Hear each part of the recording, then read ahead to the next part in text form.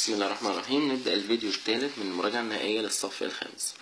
السؤال رقم 17 بيقول لي عبر رمزيا، كاتب لي هنا ضعف العدد س مضافا إليه 5. سؤال مهم بيجي لي دايما في نقاط أكمل أو اختيار. ضعف العدد س يعني 2 س. ضعف العدد هو العدد مضروب في 2، ولما أضرب أي عدد في رمز بكتبهم بالشكل ده، بكتب العدد وبعد كده الرمز. فضعف العدد س يبقى العدد س مضروب في 2، فبكتبها هنا 2 س. مضافا يبقى زائد، مضافا إليه 5 بكتب 5. طيب ضعف العدد ص مطروحا منه 3. ضعف العدد ص يعني 2 ص، وناخد بالنا من المطروحا منه. المطروح في عملية الطرح هنا في عملية الجمع لو كتبت الخمسة الأول وبعد كده 2 س مش هتفرق، إنما في عملية الطرح لا تفرق. لازم دايما في الطرح بكتب المطروح منه الأول.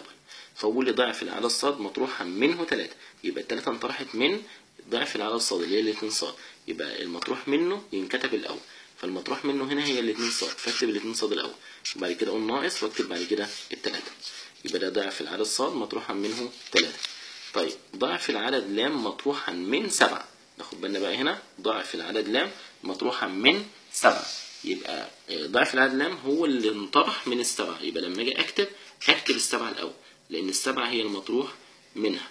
طيب بعد كده اكتب ناقص وبعد كده ضعف العدد لام اللي هو 2 لام. طيب 3 أمثال عدد ألف مضافا إليه 8. 3 أمثال عدد يبقى العدد مضروب في 3. طيب العدد ده ألف، يبقى لما أضرب ال3 في ألف أكتب 3 ألف. مضافا يبقى زائد، مضافا إليه 8 أكتب 8. 18 5 أمثال عدد س مضافا إليه 3. 5 أمثال عدد يبقى العدد مضروب في 5. بكلمة أمثال عدد يبقى دي بقى عبارة عن ضرب. طيب هضرب في كام؟ على حسب عدد الأمثال. لو جاب لي 5 أمثال يبقى كده مضروب فيه 5. 3 أمثال يبقى كده مضروب فيه 3. طيب أنا عندي 5 أمثال عدد س، يبقى أنا أقول له 5 س. مضافا يبقى زائد 3. نصف العدد لام مطروحا منه 6.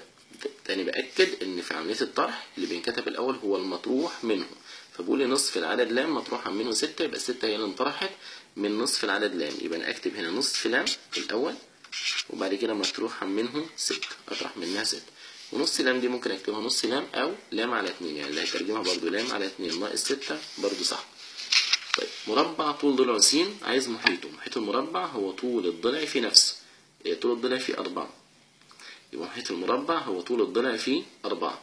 طيب طول الضلع هنا عبارة عن س، لما اضربها في 4 اتفقنا لما اضرب العدد في الرمز اكتب العدد الأول ورا منه الرمز. يبقى ضعف العدد أو مربع طول ضلعه س عايز محيطه. محيطه هيساوي طول الضلع في 4، يبقى س في 4 ب4 س. 21 مع سجى س جنيها وأخذت من والدتها 4 جنيهات، فإن ما مع سجى يساوي نقط. طيب يبقى سجى كده فلوسها زادت بعد ما أخذت من والدتها 4 جنيهات، يبقى كده فلوسها زادت. طيب أصبح معاها كام؟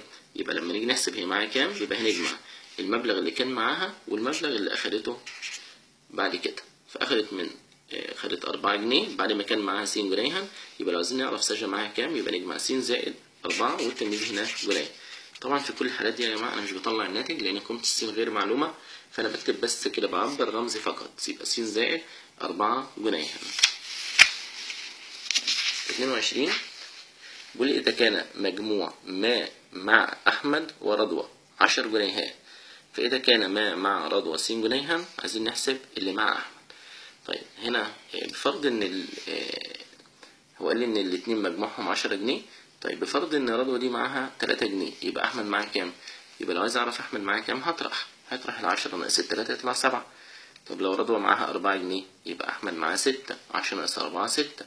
طيب يبقى في الحالة دي لو أنا عايز أحسب مبلغ أحمد هطرح المجموع المبلغين بتاع أحمد ورضوى أطرح منه المبلغ اللي مع رضوى.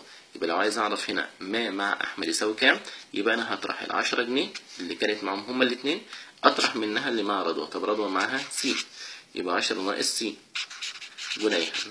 طيب الناتج زي ما قلنا مش هقدر أطلع الناتج لأن س دي معرفش هي بكام، فأنا بكتبها بس كده يبقى 10 ناقص س جنيه. طيب دي جايه 23 دي مهمة. مستطيل محيطه 20 سنتيمتر وعرضه س، أنا عايز طوله. طيب طول المستطيل إزاي نحسبه من محيطه؟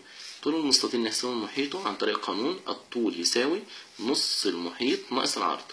طول المستطيل ازاي احسبه من محيطه وعرضه، ان الطول بيساوي نص المحيط ناقص العرض. يبقى القانون اهوت، يبقى طوله هيساوي نص المحيط ناقص العرض، او المحيط على 2 ناقص العرض هي. طيب انا مديني المحيط 20 يبقى نصهم 10. طيب والعرض س يبقى اكتب 10 ناقص س سنتيمتر، مش هقدر اطلع الناتج فبكتبها كده. طيب مثلث متساوي الأضلاع طول ضلع ولاء، أنا عايز محيطه. محيط المثلث المتساوي الأضلاع طول الضلع في 3، إنما محيط المربع كان طول الضلع في 4 لأن المربع له 4 أضلاع متساوية، إنما المثلث بيبقى طول الضلع في 3. طب طول الضلع لا، هضربها في 3 يبقى اكتب 3 لا، والتمييز برضه سنتيمتر. 25 بيقول لي هنا إذا كان عمر الرجل الآن س سنة فإن عمره بعد 4 سنوات.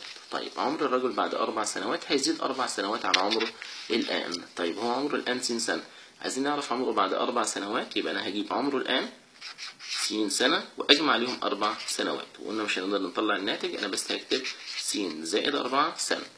طيب عمره قبل 6 سنوات أو منذ 6 سنوات. طيب قبل 6 سنوات كان أقل من عمره الآن ب6 سنوات، يبقى لو عايز أقدر أحسب عمره قبل 6 سنوات يبقى أنا آخد عمره الآن اللي هو س وأطرح منه 6 سنوات، والتمييز بتاعنا سنة. يبقى عمره بعد يبقى أقول س زائد، عمره قبل يبقى س ناقص، أو عمره منذ أقول س ناقص. طيب بعد 4 سنوات يبقى س زائد 4، إنما قبل 6 سنوات أو منذ 6 سنوات أقول س ناقص 6. 26 بيقول لي عددان مجموعهما 10 وأحدهما س فإن العدد الآخر، برضو دي عاملة زي اللي كان مبلغ أحمد وسجة لما كان 10 جنيه ورضوى معاها س جنيها، عايزين نعرف أحمد معاه كام، يبقى أنا أقدر إن أنا أجيبه بالطرح. هي دي بالظبط برضو زيها، إن عندي هنا عددين مجموعهم 10 واحد فيهم س، أنا عايز أعرف العدد الآخر بيساوي إيه، بس طبعا بتحصل لخبطة، هو أنا هطرح 10 ناقص س ولا س ناقص 10؟ دايما مجموع العددين بيكون هو الأكبر، أي عددين مجموعهم بيكون أكبر من أي واحد فيهم، إلا لو كان أحدهم صفر، وهنا طبعا ما عندناش الحالة دي، يبقى أنا عندي مجموع العددين دايما هيكون هو الأكبر. طيب أنا عايز أعرف العدد الآخر هيساوي إيه، يبقى أنا هطرح 10 اللي هي مجموع العددين ناقص العدد اللي هو جاب لي قيمته وقال لي إن قيمته بتساوي س، يبقى العدد الآخر هيساوي 10 ناقص الس. طيب 27 دي معادلة عادية خالص، 4 زائد س يساوي 18، عايز من هنا قيمة الس. ممكن أنا استنتجها بشكل عقلي، لأن طبعا السؤال جاي أكمل، إن السين هنا إيه العدد اللي أنا هزود على 4 يطلع 18، يبقى طبعا هيبقى 14. ممكن أعملها بالخطوات، إن الأربعة دي بدل ما هي زائد ناقص يبقى الكلام ده يبقى س هتساوي 18 ناقص 4 يبقى اديني 14. 28 بيقول لي عددان الفرق بينهما 3 وأكبرهما س، عايز أصغر. طب لما يكون عندي عددين الفرق بينهم 3 يبقى فيهم واحد أزيد من التاني ب3. طيب اداني الكبير س يبقى الصغير قد ايه؟ الصغير هيكون اقل منه ب3، يبقى لو عايز اعرف الصغير كام اخد الكبير اللي هو الس واطرح منه 3.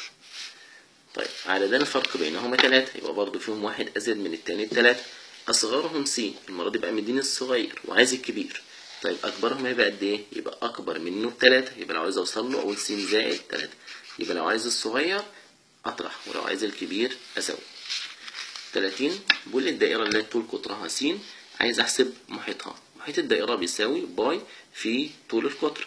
طيب باي في طول القطر، طول القطر هنا س، يبقى انا هضرب باي في س فاكتبها باي س، يبقى محيط الدائرة هنا يساوي باي س سنتيمتر. كده انتهى الفيديو الثالث من المراجعة النهائية للصف الخامس.